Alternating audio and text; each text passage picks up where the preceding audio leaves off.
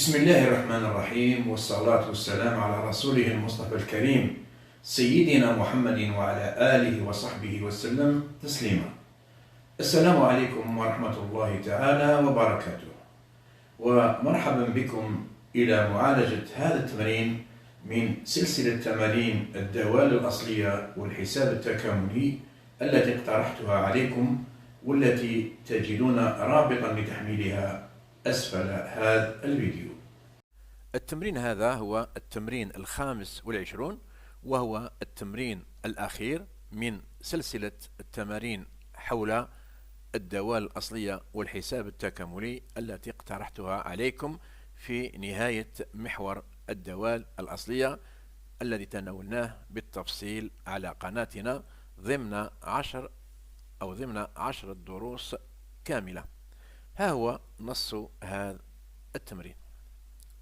السؤال الأول فيه يقول: برهن أن من أجل كل عدد حقيقي x بحيث x أكبر من أو يساوي 1، فإن 1 على x زائد الجذر التربيعي لx أكبر من أو يساوي 1 على 2x، وأقل أو يساوي 1 على 2 في الجذر التربيعي لx.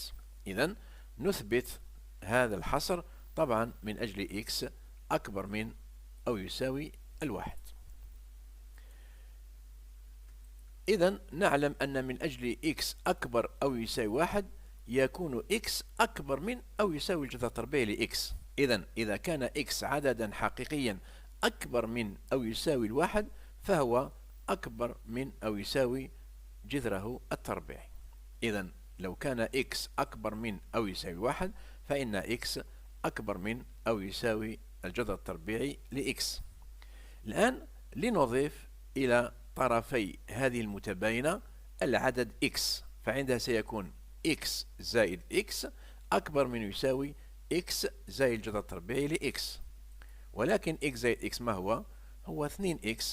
إذن معناه أن 2x أكبر من أو يساوي x زائد الجذر التربيعي لx. ثم لاحظ أن طرفي هذه المتباينة لما x يكون أكبر من أو يساوي 1 هما موجبان. إذن حسب قاعدة حصر مقلوب، أو حسب العلاقة بين المتباينات والمقلوب، فيمكن أن نصل إلى أن مقلوب 2x أقل من أو يساوي مقلوب x زائد الجذر التربيعي لx. إذن حصلنا هكذا: ما دام 2x أكبر أو يساوي x زائد الجذر التربيعي لx، فإن مقلوب 2x الذي هو 1 على 2x يكون أقل أو يساوي الآن مقلوب x زائد الجذر التربيعي لx. ثم نعود مجددا إلى هذه الفرضية. طبعا من أجل x أكبر أو يساوي 1 يكون كما قلت أن x يكون دائما أكبر أو يساوي الجذر التربيعي لx. هنا أيضا يمكن أن نضيف لطرفي هذه المتباينة نفس العدد الحقيقي.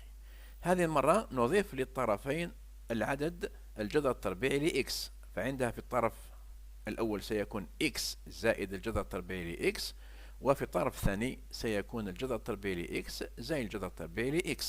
طبعا الجذر التربيعي لx زائد الجذر التربيعي لx هو 2 في الجذر التربيعي لx.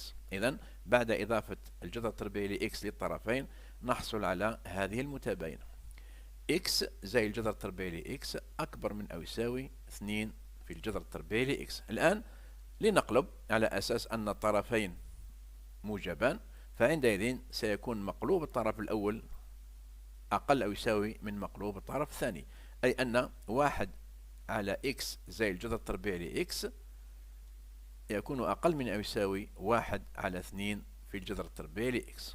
إذن على ماذا حصلنا؟ إذن لاحظوا حصلنا على أن من جهة 1 على x زائد الجذر التربيعي لx هو أكبر من 1 على 2x، وهو في نفس الوقت أقل من أو يساوي 1 على 2 في الجذر التربيعي لx. طبعا دائما من أجل x عدد حقيقي يكون أكبر من أو يساوي 1. إذن ما هي النتيجة؟ إذن من أجل كل عدد حقيقي x بحيث x أكبر من أو يساوي 1 يكون بالفعل 1 على x زائد الجذر التربيعي لx محصورا بين 1 على 2x و 1 على 2 في الجذر التربيعي لx، وهو المطلوب فعلا. ثم ننتقل إلى السؤال الثاني، حيث المطلوب استنتاج حصر للتكامل E المساوي إلى التكامل من 2 إلى 3 ل1 على x زائد الجذر التربيعي لx تفاضل x. طبعا نصل إلى حصر هذا التكامل بتوظيف النتيجة السابقة التي هي، إذا كنا قد وجدنا أن 1 على x زائد الجذر التربيعي لx محصور بين 1 على 2x و1 على 2 في الجذر التربيعي لx، وذلك من أجل x أكبر من أو يساوي 1. طبعا لما نقول x أكبر من أو يساوي 1 معنى x ينتمي للمجال من 1 إلى زائد لا نهاية، والمجال 2 3 جزء من المجال 1 زائد لا نهاية.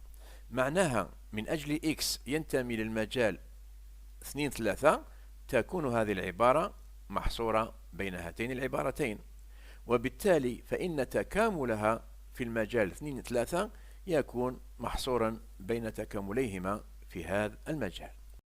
هذا يعني إذن أن تكامل العبارة 1 على x زائد الجذر التربيعي لx في المجال 2 3 يكون أكبر من تكامل 1 على 2x في المجال 2 3 وأقل أو يساوي تكامل 1 على 2 جذر التربيعي x في المجال 2 3. أي التكامل من 2 إلى 3 أو التكامل من 2 إلى 3 ل1 على x زائد الجذر التربيعي لx تفاضل x يكون أكبر من أو يساوي التكامل من 2 إلى 3 ل1 على 2x تفاضل x، وأقل من أو يساوي التكامل أيضا من 2 إلى 3 ل1 على 2 في الجذر التربيعي لx.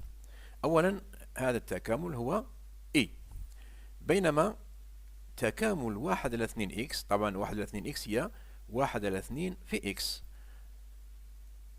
أو نقول 1 على 2 في 1 على x عفوا. إذن 1 على 2x هي 1 على 2 في 1 على x، ونعلم أن تكامل 1 على x هو طبعا هو اللوغاريتم النيبيري للقيمة المطلقة لx، لكن لما x ينتمي للمجال 2 3 فإن x يكون موجبا، وبالتالي تكامل 1 على 2x هو نصف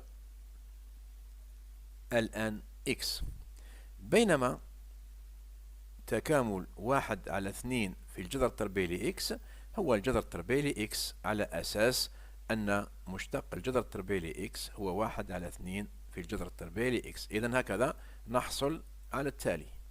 إذن ان الذي هو التكامل هذا يكون أكبر من أو يساوي نصف في تكامل 1 على x في المجال 2 3 الذي هو الآن x، وأقل أو يساوي تكامل 1 على 2 جذر x الذي هو الجذر التربيعي لx من 2 إلى 3.